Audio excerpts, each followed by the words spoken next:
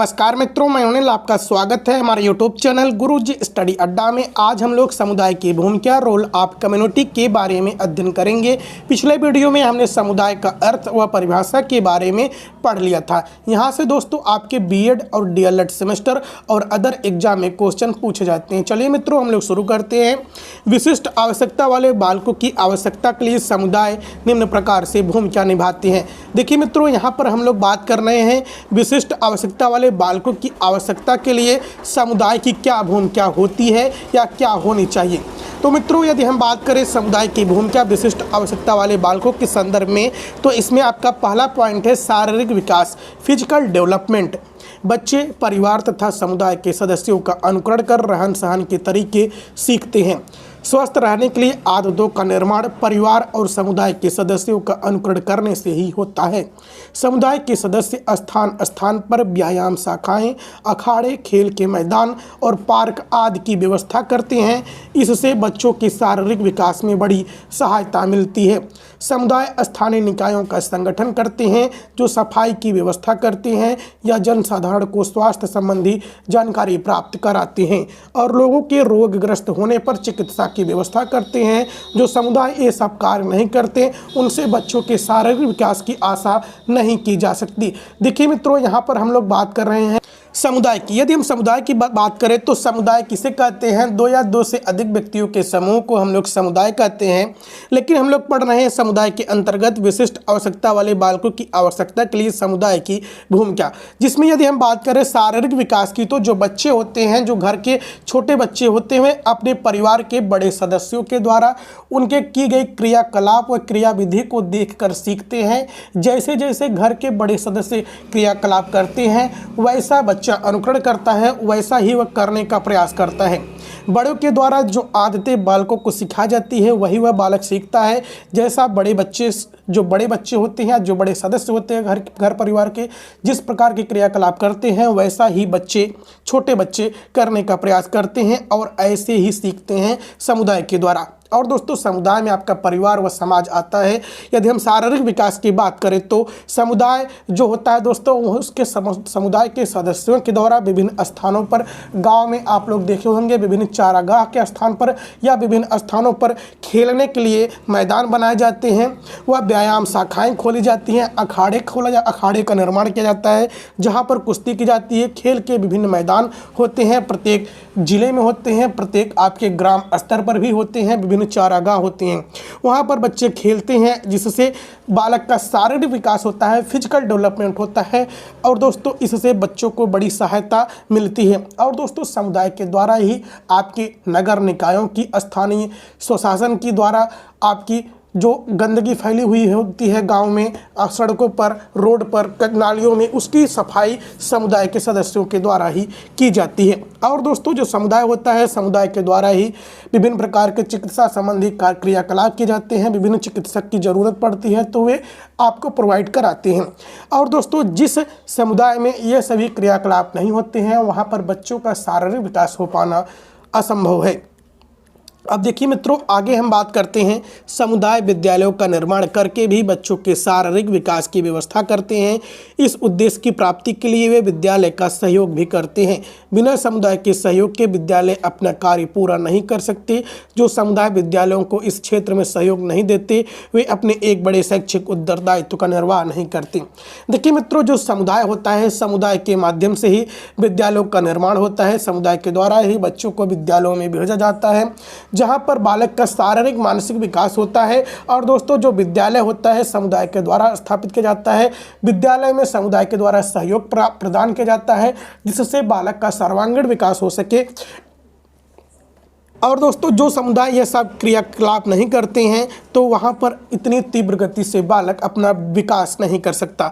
अब हम बात कर रहे हैं दूसरे पॉइंट की। दूसरा पॉइंट है मानसिक विकास, मेंटल डेवलपमेंट। यदि हम मानसिक विकास की बात करें तो समुदाय में बच्चे अपनी मूल शक्तियों के विकास के लिए पूरा अवसर प्राप्त करते हैं। विभिन्न प्रकार के व्यक्तियों से मिलते हैं, विभिन्न परिस्थितियों में से होकर गुजरते हैं, विभिन्न विषयों पर तर्क वितर्क करते हैं। परिणाम स्वरूप उनका मानसिक एवं बौद्धिक विकास होता है। समुदाय सार्वजनिक पुस्तकालयों तथा वाचनालयों की व्यवस्था करते हैं, जिनका लाभ उठाकर बच्चे अपना मानसिक विकास करते हैं। समुदाय द्वारा आयोजित विभिन्न समारोह, नाटक, सिनेमा आदि की सहायता से भी बच्चों का मानसिक विकास होता है। यदि मित्रों हम लोग बात करें मानसिक विकास की, मेंटल डेवलपमेंट में समुदाय की क्या भूमिका होती है, तो मित्रों समुदाय के माध्यम से ही जो बच्चे होते हैं एक दूसरे से बातें करते हैं और किसी भी समस्या पर वह तर्क वितर्क करते हैं, जिससे उनमें तर्क करने की क्षमता का विकास होता है, लॉजिकल क्षमता का विकास होता है।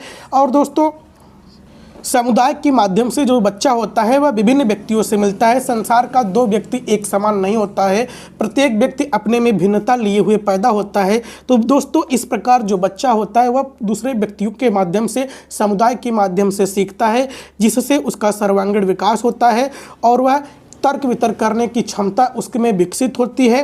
और मित्रों यदि हम बात करें तो समुदाय सार्वजनिक पुस्तकालयों की व्यवस्था करता है। सार्वजनिक पुस्तकालयों की बात करें तो समुदाय के माध्यम से ही विभिन्न पुस्तकालय खोले जाते हैं, वाचनालय खोले जाते हैं। वाचनालय में दोस्तों जैसे कि आपका न्यूज़पेपर आकर रख दिया जाता है, सभी के द्वारा इसमें पैसा लगा रहता है। जिसको जो गरीब है या जिसके न्यूज़पेपर घर पर नहीं आते हैं वह वाचनालय में जाकर पढ़ सकता है, पढ़ने के बाद फिर वहाँ पर रख सकता है। इस प्रकार से दोस्तों समुदाय पुस्तकालयों वाचनालयों की व्यवस्था करते हैं, जिससे बालक का सर्वांगीण विकास हो सके। इससे बच्चा लाभ उठाकर अपना मानसिक विकास करते हैं। समुदाय के द्वारा दोस्तों विभिन्न प्रकार के समारोह का आयोजन किया जाता है, जिसमें आपका नाटक, सिनेमा आदि की सहायता से भी बच्चे सीखते हैं। नाटक के माध्यम से बालक के सामने आदर्श प्रस्तुत किए जाते हैं, ताकि बालक नायक बनकर वह जीवन का निर्वाह कर सके, समाज में समायोजित हो सके, समाज में जो निम्न कोटि की धारणाएं प्रचलित है उससे वह दूर हो सके, पूर्वाग्रह से दूर हो सके और समाज का विकास कर सके। अपना विकास करेगा बालक तो समाज का ऑटोमेटिक विकास होगा। अब मित्रों हम लोग बात करते हैं कि समुदाय का चारित्रिक एवं नैतिक विकास, कैरेक्टर एंड मोरल डेवलपमेंट में क्या भूमिका होती है। यदि मित्रों हम लोग बात करें चारित्रिक एवं नैतिक विकास की समुदाय की भूमिका, तो देखिए बच्चों के चारित्रिक एवं नैतिक विकास में परिवार के बाद समुदाय का ही प्रभाव पड़ता है। जो बच्चे ऐसे समुदाय में रहते हैं और अनुशासन का आदर करते हैं तो ऐसे समुदाय में रहने वाले बच्चे अनुशासित होते हैं। उदार विचार वाले समुदायों के बच्चों में उदारता की भावना का विकास होता है, वे नम्रता तथा सहयोग के साथ कार्य करना सीखते हैं। समुदाय का उच्च धार्मिक पर्यावरण सहिष्णुता जन्म देता है और उससे बच्चों में अनेक शारीरिक और नैतिक गुणों का विकास होता है। धार्मिक व्यक्ति प्रेम, सहानुभूति, सहयोग में विश्वास रखते हैं और विश्व बंधुता की भावना से प्रेरित होते हैं। वे सत्य के पुजारी होते हैं और प्राणी मात्र की सेवा के लिए तत्पर रहते हैं। इस प्रकार समुदाय का शुद्धि धार्मिक पर्यावरण बच्चों में चारित्रिक एवं नैतिक दृष्टि से प्रभाव डालता है। पतित समुदाय में रहकर बच्चे अनैतिक हो जाते हैं। समुदाय ही विद्यालयों का निर्माण कर उनमें समाज के उच्च नैतिक पर्यावरण प्रस्तुत करने का प्रयत्न करते हैं। इस प्रकार समाज को सुधार की ओर ले जाते हैं। जो समुदाय इस ओर जितने अधिक सचेत हैं उनके द्वारा बच्चों का उतना ही अधिक चारित्रिक एवं नैतिक विकास होता है। देखिए मित्रों यदि हम बात करें समुदाय में चारित्रिक एवं नैतिक विकास, कैरेक्टर एवं मोरल डेवलपमेंट की, तो समुदाय की बहुत महत्वपूर्ण भूमिका होती है। जो छोटा बच्चा होता है वह सबसे पहले अपने परिवार के सदस्यों के द्वारा नैतिकता सीखता है और उसके द्वारा दोस्तों जब बच्चा घर परिवार से निकलकर समाज में पहुंचता है, पास पड़ोस में पहुंचता है, खेलने कूदने के लिए पहुंचता है, तो समुदाय का बच्चे पर विभिन्न प्रकार के प्रभाव पड़ते हैं। यदि आपका जो समुदाय की दोस्तों यदि हम बात करें तो आसपास के जो वातावरण होते हैं, जो समुदाय का वातावरण होता है, वहाँ से बालक के मानसिक पर बहुत अधिक बहुत अधिक उसका असर पड़ता है। वातावरण के द्वारा बच्चों को ऊपर बहुत अधिक असर पड़ता है। वातावरण के माध्यम से, समुदाय के माध्यम से बच्चा जो होता है वह अपना विकास करता है, उससे वह सीखता है। यदि समुदाय का चरित्र अच्छा है, आपके पास पड़ोस का चरित्र अच्छा है, तो बच्चे का भी चरित्र अच्छा होगा। यदि आपके पास पड़ोस जिस समुदाय में बच्चा रह रहा है वहाँ पर यदि चरित्र अच्छा नहीं है, वहाँ पर अच्छे लोग नहीं हैं, अच्छी बातें नहीं होती, तो बच्चा अच्छी बातें नहीं सीखेगा। यदि आपके पास पड़ोस में गाली देने वाले लोग ज़्यादा हैं, घर परिवार में गाली देने वाले लोग ज़्यादा हैं, तो बच्चा गाली ही सीखेगा। यदि आदर्श व्यक्ति अधिकतर हो तो बच्चा आदर्शवादी बनेगा। यदि आपके पास पड़ोस में या घर परिवार में या जिस समुदाय में बालक रह रहा है वहाँ पर यदि वीर पूजा होती है, वीर पूजा का मतलब दोस्तों ऐसे व्यक्ति अधिक रहते हैं जो सेना में भर्ती होते हैं या आक्रामक होते हैं, तो बच्चे के ऊपर उसका अधिकतर प्रभाव रहता है। वह बच्चा भी उसी प्रकार का बनना चाहता है। यानी कि दोस्तों जिस प्रकार का हम लोग पर्यावरण का निर्माण करेंगे, बच्चा उसी प्रकार का चरित्र एवं नैतिक गुणों का विकास होगा, बच्चा उसी प्रकार का चरित्र को अपनाएगा। यदि हमारा वातावरण एवं चरित्र अच्छा रहेगा तो बच्चा भी अच्छा होगा। जिस प्रकार का हमारा वातावरण होगा उसी प्रकार का बच्चा होगा। यदि दोस्तों हम लोग बात करें धर्म की, तो धार्मिक जो व्यक्ति होते हैं, जो धर्म प्रवृत्ति वाले व्यक्ति होते हैं, उसमें प्रेम अधिकतर पाया जाता है। देखिए मित्रों, संसार का प्रत्येक धर्म हिंसा करना नहीं सिखाता है। वह अहिंसा, कोई भी धर्म हो, मारकाट के विषय में नहीं बोलता है। वह सभी को कहता है सभी लोग प्रेम से रहें, एक दूसरे की सेवा करें, एक दूसरे की सहानुभूति प्रस्तुत करें, एक दूसरे के साथ सहयोग करें। दोस्तों जो प्रत्येक धर्म होता है वह विश्व बंधुता की भावना से प्रेरित होता है। और दोस्तों जो धार्मिक प्रवृत्ति वाला व्यक्ति होता है, यदि वह अच्छा धार्मिक प्रवृत्ति वाला व्यक्ति है तो वह सत्य का पुजारी भी होता है, यानी कोई झूठ नहीं बोलता है दोस्तों। और संसार के प्रत्येक व्यक्ति के लिए वह सेवा करने के लिए हमेशा तत्पर रहता है। इस प्रकार दोस्तों समुदाय का शुद्ध धार्मिक पर्यावरण बच्चों में चारित्रिक और नैतिक विकास पर अपना असर डालता है। और दोस्तों जो पतित समुदाय होता है, पतित समुदाय का मतलब जो गंदा समुदाय होता है, जो आपके नैतिकता के हटकर होता है, तो ऐसे समुदाय में रहकर बच्चों का भी पतन होता है। वह अपने अनैतिक विचार से वह ग्रसित हो जाते हैं। अब दोस्तों हम लोग बात करें कि सभी समुदाय ही विद्यालयों का निर्माण करते हैं एवं निर्माण कर उसमें उच्च नैतिक पर्यावरण प्रस्तुत करने का प्रयत्न करते हैं। समुदाय के माध्यम से विद्यालयों की स्थापना होती है। और दोस्तों जिस प्रकार का समुदाय का वातावरण होगा, विद्यालय पर भी उसका असर बच्चों के द्वारा पड़ता है। जितना अधिक दोस्तों सचेत रहेगा समुदाय, उतना अधिक बच्चों का विकास होगा। अब मित्रों हम लोग बात करते हैं समुदाय की भूमिका की। यदि बात करें तो आपका चौथा पॉइंट आ जाएगा सामाजिक विकास। सामाजिक विकास में समुदाय की क्या भूमिका होती है सोशल डेवलपमेंट में। देखिए मित्रों, समुदाय एक ऐसा सामाजिक समूह होता है जिसके सदस्यों के बीच हम की भावना होती है। हम का मतलब दोस्तों स्वयं की या हम की अपने की भावना होती है, और इसके सदस्य आपस में मिलजुल कर रहते हैं और अपनी समस्या आवश्यकताओं की पूर्ति करने के लिए एक दूसरे से सहयोग करते हैं। ऐसे समूहों के बीच बच्चों में प्रेम, सहानुभूति और प्रेम की भावना बढ़ती है। उनमें दया, क्षमा, त्याग और परोपकार आदि गुणों का विकास होता है। वे समाज में समायोजन करना सीखते हैं। इस प्रकार उनका सामाजिक विकास होता है। देखिए मित्रों, यदि हम बात करें तो समाज में क्या भूमिका होती है, समुदाय की क्या भूमिका होती है, तो यदि समुदाय में समाज की भूमिका की बात करें तो समुदाय एक ऐसा संगठन होता है मित्रों जहाँ के जो सदस्य होते हैं वह हम की भावना से ओतप्रोत होते हैं, यानी कि जो कुछ है वो स्वयं है। ये दोस्तों आपस में मिलजुल कर रहते हैं। जब व्यक्ति आपस में मिलजुल कर रहेगा तो वे एक दूसरे की सहायता करते हैं। और दोस्तों वे ऐसे बच्चों के बीच में अधिकतर प्रेम उमड़ता है और प्रेम की भावना बढ़ती है। प्रेम का मतलब दोस्तों ये नहीं, मतलब प्रेम का मतलब होता है एक दूसरे की सहायता करना, एक दूसरे के दुख में दुख को बांटना और सुख में सुख को बांटना होता है। अब मित्रों जिस समुदाय में इस प्रकार प्रेम, सहानुभूति, दया, स्वभाव इत्यादि प्रकार के परोपकार आदि गुण विकसित होंगे दोस्तों, तो वहाँ का जो बच्चा होगा वह समाज में समायोजित अच्छे ढंग से होगा और अपनी सभी शक्तियों का विकास करेगा, अपने सर्वांगीण विकास कर सकेगा। अब हम आगे बात करते हैं। समुदाय में समय समय पर साहित्यिक एवं सांस्कृतिक, सामाजिक, धार्मिक और राजनैतिक आयोजन होते रहते हैं। बच्चे भी उसमें भाग लेते हैं। समुदाय प्रौढ़ शिक्षा, जन शिक्षा और स्त्री शिक्षा की व्यवस्था कर इस ओर बहुत अधिक सहायक होते हैं। देखिए मित्रों, यदि हम बात करें तो जो समुदाय होता है, समुदाय के माध्यम से समाज में समय समय पर विभिन्न प्रकार के साहित्यिक कार्यक्रम प्रस्तुत किए जाते हैं, धार्मिक कार्यक्रम प्रस्तुत किए जाते हैं, राजनीतिक कार्यक्रम आयोजन किया जाता है, जिसमें दोस्तों बड़े बच्चों के साथ, बड़े बुजुर्गों के साथ बच्चे भी जाते हैं। ऐसे कार्यक्रमों में जो बड़े बुजुर्ग होते हैं, जब जो क्रियाकलाप करते हैं, बच्चे भी उनका अनुकरण करते हैं। इसके माध्यम से बच्चे उसमें भाग लेते हैं और सीखते हैं। समुदाय के द्वारा जो प्रौढ़ शिक्षा होती है, जन शिक्षा होती है, स्त्रियों के लिए दोस्तों जागरूकता अभियान चलाकर इसमें बहुत अधिक समुदाय की मुख्य भूमिका होती है एक समाज के रूप में। अब मित्रों हम लोग बात करते हैं समुदाय का सांस्कृतिक विकास, कल्चरल डेवलपमेंट में क्या भूमिका है।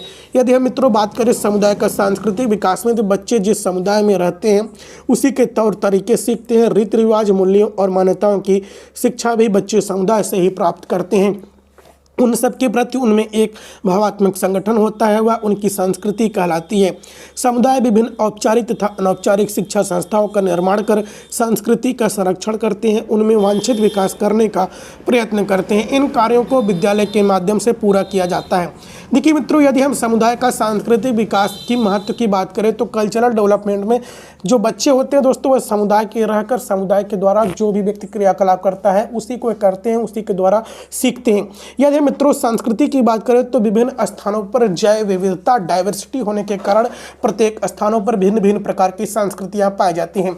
जैसे कि मित्रों आप चले जाएंगे राजस्थान के, वहाँ के रहने के वाले लोगों की रहन सहन वेशभूषा अलग हो जाएगी, दक्षिण भारत में रहने वाले की रहन सहन वेशभूषा अलग प्रकार की आपको देखने के मिलेगी। जबकि आप हमारे चले आइए उत्तर प्रदेश के मैदानी क्षेत्रों में, यहाँ का रहन सहन वेशभूषा पहनावा घर सब कुछ अलग प्रकार के बनेंगे। जबकि दोस्तों यदि हम बर्फीली क्षेत्रों या पहाड़ी क्षेत्रों में चले जाएंगे तो वहाँ पर लोग मोटे कपड़े पहनते हैं और वहाँ का रहन सहन वेशभूषा अलग प्रकार के होगा। और जो इग्लू के क्षेत्र होते हैं वहाँ पर रहने वाले के क्षेत्र जो होते हैं उनका संस्कृतियाँ जो होती हैं वह दोस्तों अलग प्रकार की होती हैं। और मित्रों यदि हम बात करें तो सांस्कृतिक विकास में औपचारिक और अनौपचारिक अभिकरण का बहुत महत्वपूर्ण महत्व होता है। औपचारिक अनौपचारिक अभिकरण की बात करें तो जो औपचारिक शिक्षा औपचारिक संस्था होती है वह विद्यालय का बहुत महत्वपूर्ण योगदान होता है, और अनौपचारिक शिक्षा की बात करें तो समाज इसमें महत्वपूर्ण भूमिका निभाता है, जिसके माध्यम से बालक अपना सर्वांगीण विकास करता है। अब मित्रों हम लोग बात करते हैं छठवां पॉइंट का, समुदाय का व्यावसायिक एवं औद्योगिक शिक्षा, वोकेशनल एंड इंडस्ट्रियल एजुकेशन की बात करें समुदाय की क्या भूमिका होती है। तो जिस समुदाय में जो व्यवसाय व उद्योग होते हैं बच्चे प्रायः उन्हीं से सीखते हैं। कृषक के बच्चों को खेती करने की शिक्षा उसके अपने परिवार और गांव के अन्य लोगों से मिल जाती है। शेष शिक्षा भी बच्चे अपने परिवार से ही ग्रहण करते हैं। हाँ, भारी उद्योगों की शिक्षा के लिए उन्हें विद्यालयों पर निर्भर रहना पड़ता है।